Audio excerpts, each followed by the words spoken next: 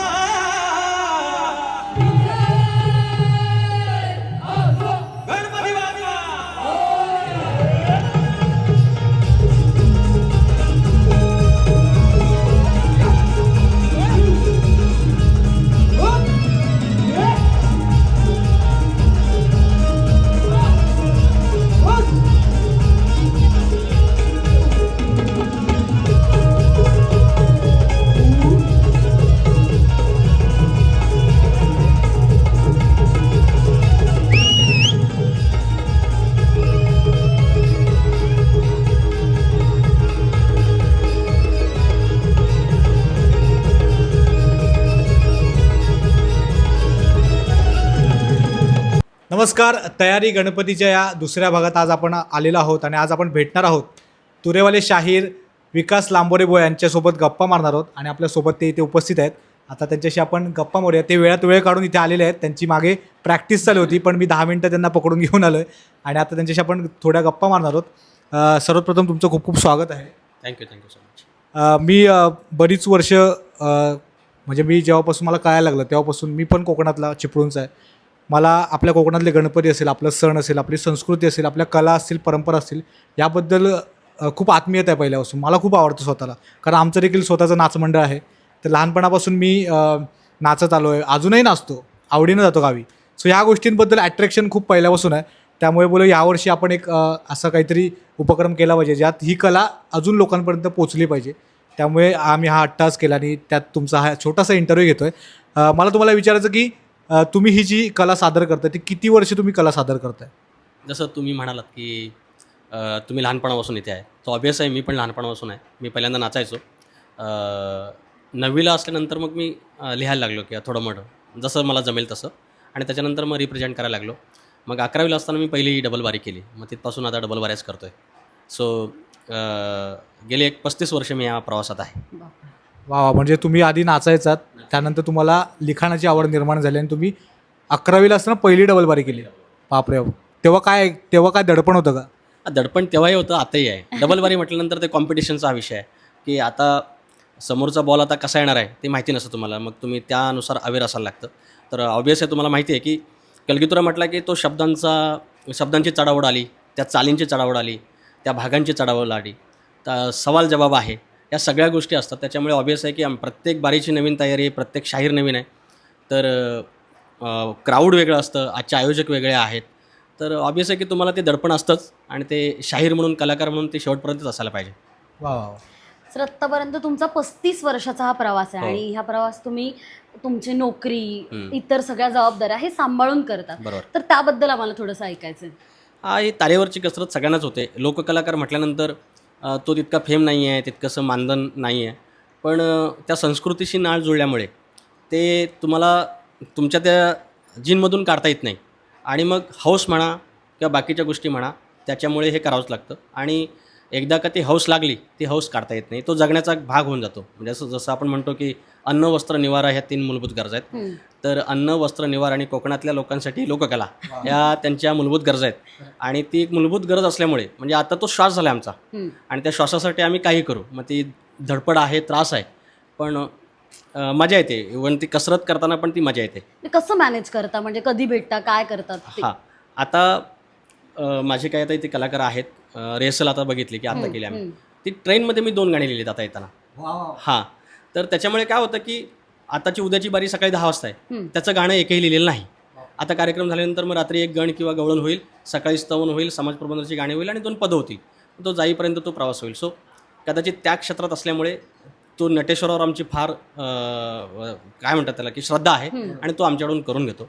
नोकरीचा आहे, शनिवार रविवार मला सुट्टी असते आणि जास्तीत जास्त कार्यक्रम या 2 दिवसाचे असतात, त्याच्यामुळे ते होऊन जातं. आणि आपल्या पूर्ण ग्रुपमध्ये मला वाटतं बऱ्यापैकी मुलं आहेत, लहान मुलं आहेत किंवा सगळ्या वयोगटातली आहेत मुलं. तर ते कसं काय मॅनेज करतात? त्यांचा अभ्यास असेल, नोकरी असेल किंवा काहीही असेल, तर ते पण कसं मॅनेज करतात? तुम्ही तालमी कशा करता? आता जी नाचणारी मंडळी आहे त्यांचे एक बऱ्यापैकी झालेला आहे, सुरुवातीला हा सेट झालेला आहे. आता बाकीचा आमचा हा बाज आहे तो एक टिपिकली बाज आहे, त्याच्यामुळे त्या रिदमवरतीच नाचायचं असतं, त्या स्टेप्समध्ये ठरलेल्या आहेत. आता बाकीचे राहिले हे गायकीचे विषय राहिले, तर ती थोडीशी आधी येऊन आम्ही आता इतके वर्षाचे अनुभव असल्यामुळे ते पण काही होऊन जातं. एक अर्धा 1 तासाची रिहर्सल केली की तेही होऊन जातं, मग ती मॅनेजमेंट होऊन जाते.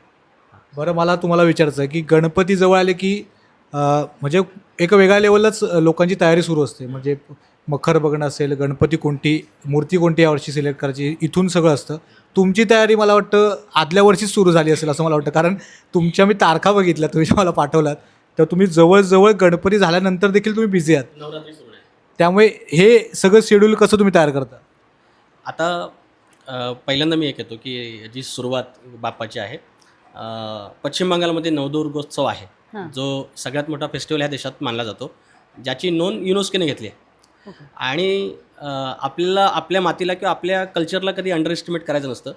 येणाऱ्या काही दिवसामध्ये कोकणातला गणपती सण पण युनेस्कोच्या यादीत जाणार आहे. हे लिहून ठेवा वाक्य माझं. हां, हे इंटरव्ह्यू ना, आपला जो हा व्हिडिओ हा त्याला साक्षीदार असेल. तर तयारी आता पहिल्यांदा आपण करायचो की ह्या नागपंचमीला आपली सुरुवात व्हायची, ढोलकीला थाप मारायचो. का? कारण ह्या ज्या लोककला असतात ना, त्या मातीतल्या लोकांशी कनेक्टेड असतात.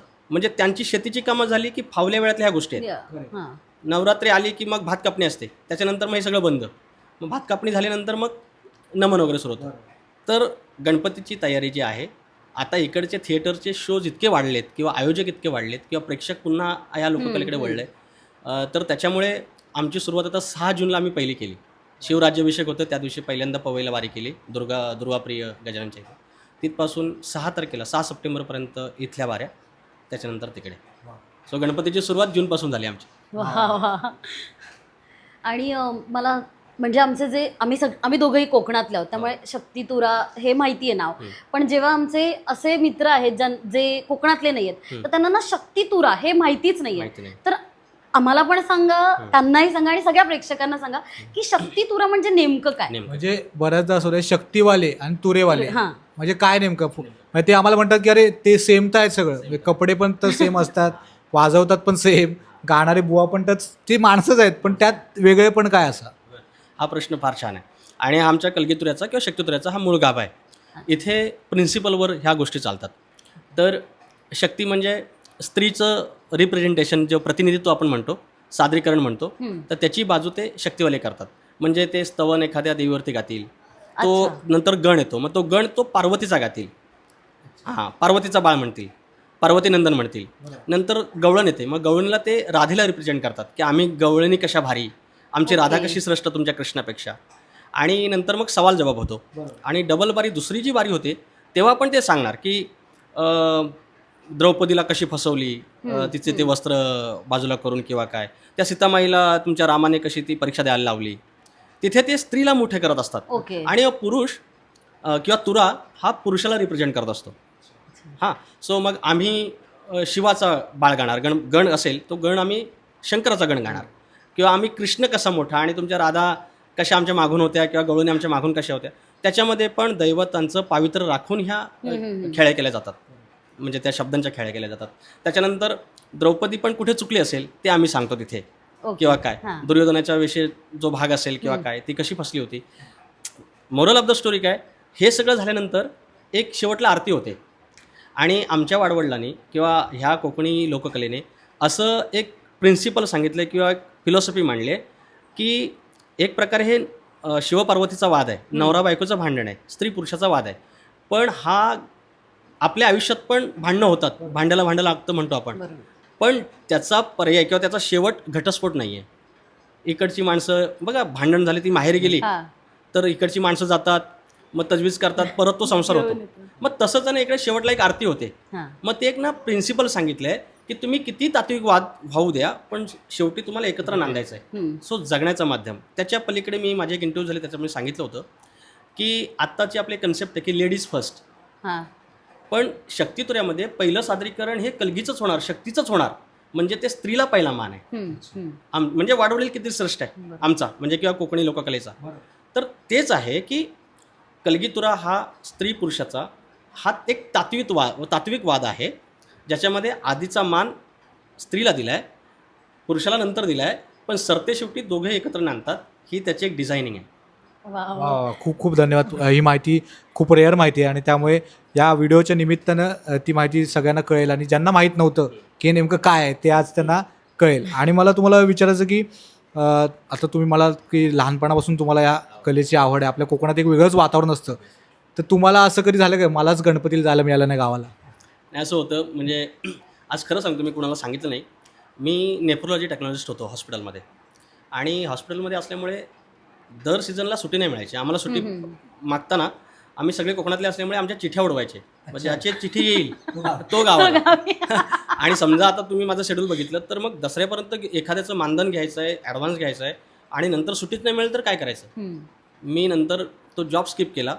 मी MPSCचा फुल टाईम अभ्यास केला आणि मला त्याच्यासाठी गव्हर्नमेंटला जायचं होतं, कारण शनिवार रविवार सुट्टी असते आणि हवी तेव्हा सुट्टी मिळेल. सो त्याचं कारण तेच आहे. आता मला सुट्टीचा काही प्रॉब्लेम नाही. छान डोकं लावलं, मला आवडलं. आणि खूप भारी वाटतं तुमच्याशी गप्पा मारताना. म्हणजे मला तुम्ही गोष्टी सांगते तेव्हा मला तुमच्या डोळ्यात ते दिसतंय की यार ती कला किती तुम्ही जोपासताय, तर तुम्हाला कलेबद्दल किती प्रेम आहे. आणि आपली कलाकार माणसं असतो ती खूप अशी झोकून देऊन काम करण्यात असतं. आपण मागचा पुढचा जास्त विचार नाही करत, मला पहिलं ते करायचं किंवा मला तिकडे पोचून ते करायचं आहे. पण असं कधी झालं का एखादी बारी आहे आणि समोरून खूप असा जोरदार सवाल आला किंवा जोरदार समोरून तुम्हाला रिॲक्शन आलं आणि तुम्हाला त्याच्यावर काहीतरी एक प्रत्युत्तर करायचं छान, आणि असं खूप कमी वेळ आहे तुमच्याकडे, तर त्या वेळात तुम्ही कसं ते मॅनेज केलं किंवा काय त्यावेळेला तुम्ही शक्कल लढवली? असं होत असेल मला वाटतं बऱ्याचदा. ऑब्वियस होतं. आता बघा, आता म्हणजे महाराष्ट्राचे कुठलंही कल्चर, कुठली संस्कृतीला कमीपणा नाही. पण अनेक, आता उदाहरणार्थ तुमची हास्यजत्रा आहे किंवा काय, तो आधी तुमची स्क्रिप्ट आहे आणि मध्ये तुम्ही स्टेजवर लाईव्ह तुम्ही करता, वेगळी गोष्ट आहे, ते ॲडिशन आहे. पण इथे मगाशी म्हटल्याप्रमाणे कुठला बॉल कधी येईल काय सांगता येते. इथे काही स्क्रिप्टेड नाही, काही स्क्रिप्टेड नाही. त्याच्यामुळे कदाचित थोडासा अंदाज असतो आपल्याला, पण ती चाल कुठली येईल, ते शब्द कुठले येतील, असं अनेकदा होतं. आणि मातब्बर शाहीर आताही या क्षेत्रात आहेत आणि शाहिरांपेक्षा इथे प्रेक्षक इतके अवेअर आहेत की दे नोज एव्हरीथिंग. हा चुकला, ह्याला भाग देता आला नाही, ह्याला चाल देता आलं नाही, हा चुकला. मग आता ही हारजीतच्या गोष्टी असतात ना, तर आत्ता काय तिथे पंच नाही आहेत कोणी किंवा अंपायर नाही आहेत की तू हारला किंवा जिंकला. इथे प्रेक्षक ठरवत असतं इनडायरेक्टली, अप्रत्यक्षरित्या. आणि मग तुम्हाला तिथे बाजू वरचढ दिसली की तुम्हाला मग तुमच्या परफॉर्मन्ससाठी तारखा जास्त मिळतात, ज्या परमेश्वर कृपेने मला जास्त मिळालेत. पण असं नाही होत की मीच फार हुशार आहेत किंवा काय, पण बाकीच्या जोडीच्या गोष्टी असतील. पण तुमचा प्रश्न असा आहे की कधी अशी आपल्याला प्रॉब्लेममध्ये येतो का, तर ऑब्वियस आहे, भरपूर वेळा येतो आपण. पण पुन्हा एकदा तेच आहे की नटेश्वरावरती श्रद्धा असल्यानंतर ना, तो त्या विंगेतून जाता जाता तुम्हाला आठवून देईल त्याच्यावर काय बोलायचं किंवा त्याच्यावर ओळी देतील. सो बाजू निघून जाते त्याच्यातून. हां, आता आपण गप्पा मारतोय, त्यातून बऱ्याच गोष्टी मला देखील नव्यानं ऐकायला मिळत आहेत किंवा शिकायला मिळत आहेत. पण मला स्वतःला पडलेला प्रश्न आहे बरीच वर्ष, जो मला तुम्हाला विचारायचं, त्यावर तुमचं मत काय ते मला जाणून घ्यायचं आहे. कारण मी देखील स्वतः कोकणातला आहे, मी पण नाचत आलो आहे, परंपरा कला बघत आलो आहे. पण मला हा प्रश्न नेहमी ना कुठेतरी खातो आतल्यात, तो असा की आपली ही जी कला आहे, शक्तितुरा असेल, कलगीतुरा असेल, जाकडी असेल, याच्यातला ऑथेंटिकनेस कुठेतरी निघून चालला आहे का? किंवा जो रॉनेस होता, जो पारंपरिकपणा होता, तो कुठेतरी हळूहळू साईडला होतो आहे का, असं मला कुठेतरी वाटतं मला स्वतःला. कारण मी जेवढं मला कळायला लागलं तेव्हापासून बघत आलो किंवा ऐकलं जेवढं, तर ही कला ही खूप साध्या पद्धतीने सादर व्हायची पूर्वीपासून. खूप पायात चाळ बांधून तेव्हा खरं तर नाचायचे आणि बिटक्याच्या ढोलक्या असायच्या, तेव्हापासून ती कला अशी सुरू झाली. पण ती आता मला मान्य आहे, काळासोबत गोष्टी बदलत जातात, सगळं मान्य आहे. पण मला बघताना जेव्हा बघतो तेव्हा मला असं वाटतं की हे कुठेतरी कोरिओग्राफ झालं आहे सगळं. पूर्वी असं नव्हतं, तो खूप रॉनेस होता, पारंपरिक चाली होत्या, त्या चाली कुठेतरी आता बघायला मिळत नाहीत. किंवा आता खूप झगमगाट झाला आहे, लाईटिंग्स आली आहे, ऑक्टोपॅड आला आहे, ऑर्गन आला आहे, सगळं छान वाटतं.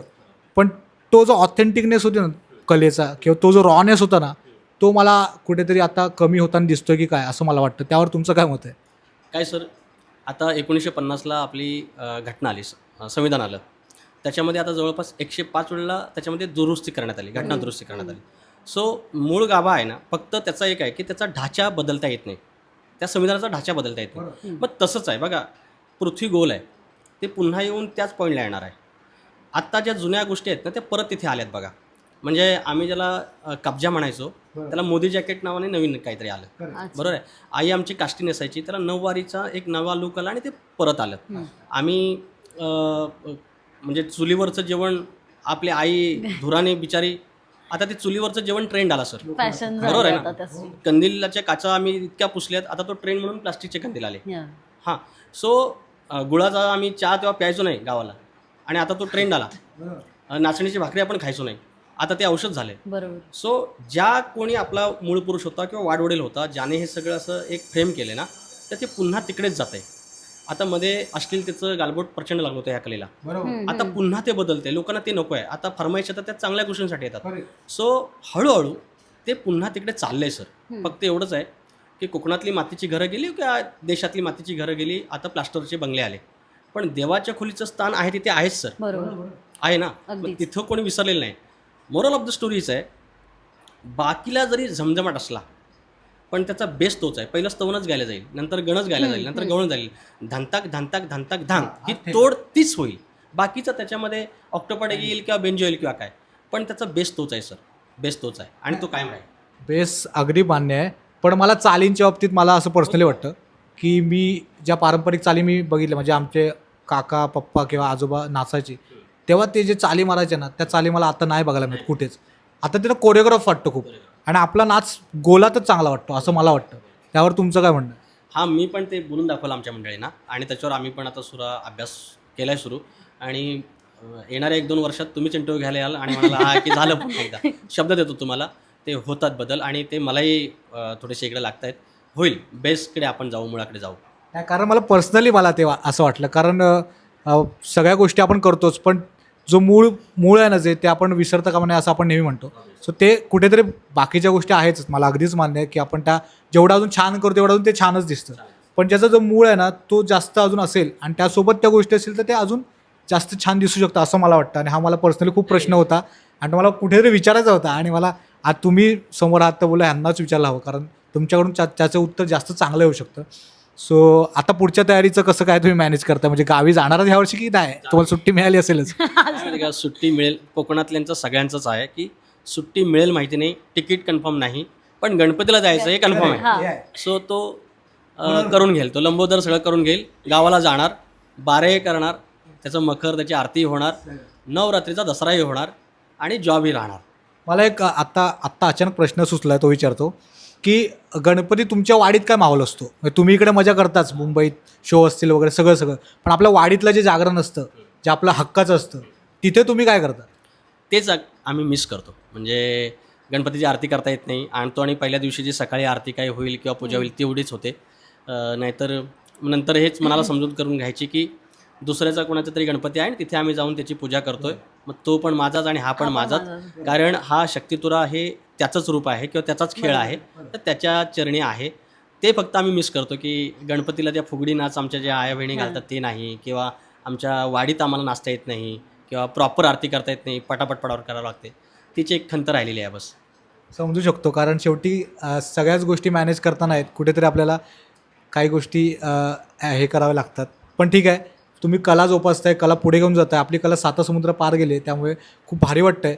आणि ही कला कायम पुढेच गेली पाहिजे, आणि ह्याला पाठिंबा आम्ही कायम देणार, कारण स्वतः कलाकार आहोत आणि अशा कलांना आपण पाठिंबा दिला पाहिजे, प्रोत्साहन दिलं पाहिजे. आणि जेवढं मला वाटतं की कित्येक पिढ्या, म्हणजे तुमच्या अनेक पिढ्या, माझ्या अनेक पिढ्या, ती व्हिडिओ जेवढे बघते त्यांच्या अनेक पिढ्यांनी ही कला कुठच्या कुठे घेऊन गेली पाहिजे, अशी माझी ईश्वरचरणी प्रार्थना आहे. मला तुम्हाला एक प्रश्न विचारायचा आहे की तुमचे गुरुवर्य कोण? हां, तुऱ्यामध्ये जशी आता ही गायन क्षेत्रामध्ये घराणे असतात, मग तशी कानपूर घराणं किंवा काय, मग तशी इथे घराणे असतात. कलगीची पण घराणे आहेत, शक्तीची, तुऱ्यावलीची आहे. तर माझं मूळ घराणं बाबुरंगले, त्याच्यामध्ये आमचे भिवा शंकर म्हणून आहे, ती वंशावळ मी सांगतो. त्याच्यानंतर कवी नारायण गुरव, त्यांचे बाब्या राजाराम, बबन विशाल, गणेश भिकाजी, गंगाराम प्रभाकर अशी ती वंशावळ आहे. या सगळ्यांचा मी शिष्य आहे. सो गुरुवर्य मूळ गादी आमची बाबू रंगले आणि त्याचे भिवाशंकर. आणि आत्ता तुमचे कोणी शिष्य आहेत का? हो आहेत. एक 4-5 शिष्य झालेले आहेत. त्यांच्यात एक बारी पण आहे, जनार्दन नाचरे म्हणून आहे. त्याची बारी आता 15 ऑगस्टला आहे, साहित्य संगत आहे. ओके. काय वाटतं, असं काय फिलिंग आहे की जेव्हा आपले शिष्य जेव्हा तयार होतात त्यावेळेला काय वाटतं? तेव्हा जबाबदारीची जाणीव आणखीन वाढते, की आता आपण एक थोडंसं प्रमोशन झाल्याची भावना असताना तेव्हा ती अजून कामगिरी आपल्याकडे आलेली असते. नटेश्वर आणखीन आपल्याकडून काम करत असतो. त्याचं दडपणी असताना त्याचा आनंदी असतो. मला अजून एका गोष्टीचं कौतुक काय वाटतं की आजकाल बरीचशी आत्ताची पिढी आहे, म्हणजे मुलं आहेत शाळेत जाणारी वगैरे, जेनझी म्हणून, तर ते एका साईडला असताना आपल्या नाचात जेव्हा ही पोरं नाचतात त्यांना बाकीच्या गोष्टी जास्त ओढ नाही, पण नाचात नाचायची जास्त ओढ आहे. म्हणजे आमच्याकडे भांडणं होतात नाचताना की मला नाचायचं आहे. तर हे बघतो ना तेव्हा मला कोकणवासी किंवा कोकणकर म्हणून खूप भारी वाटतं की आमची पोरं बाकी कुठल्या ह्याच्यात नाहीत पण कलेच्या बाबतीत पुढे असतात. त्या बाबतीत काय सांगाल?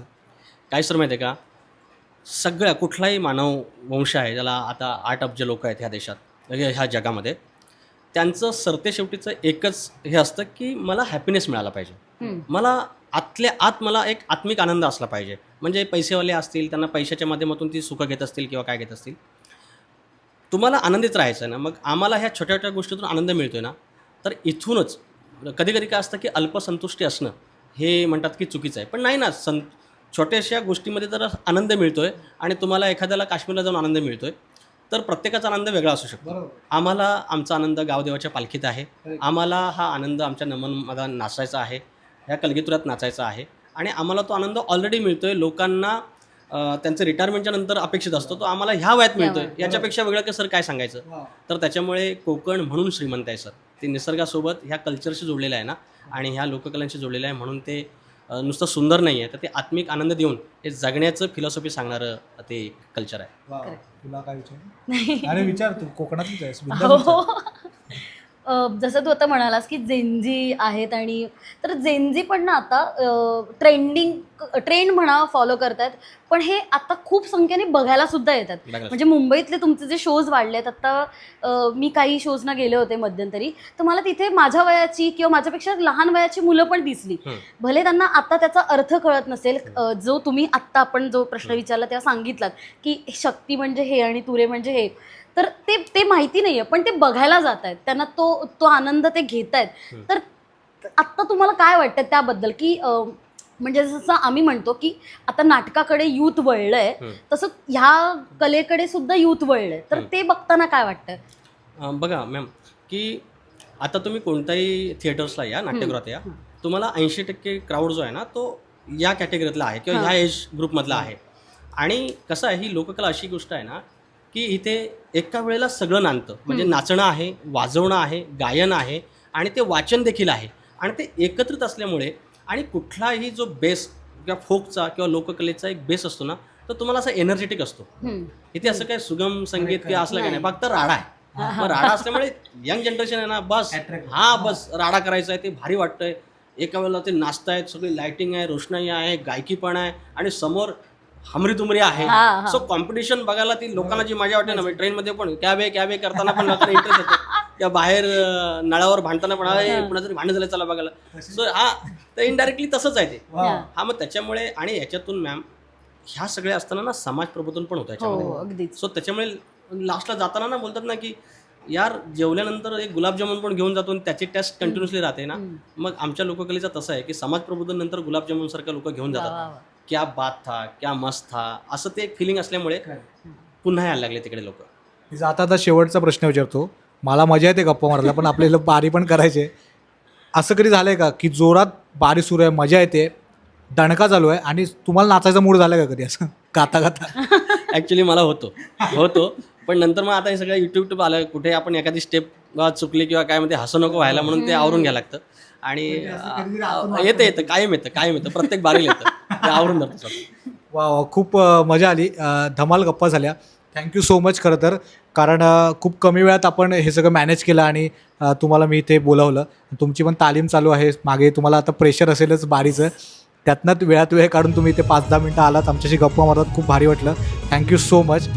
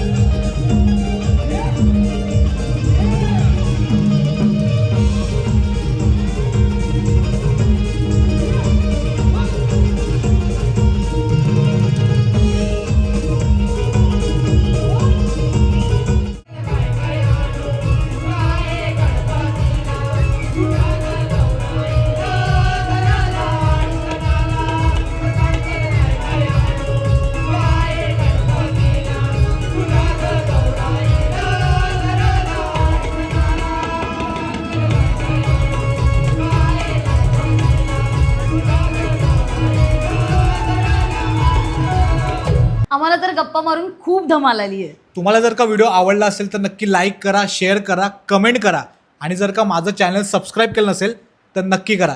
तोपर्यंत आराम करा, काळजी घ्या. बाय.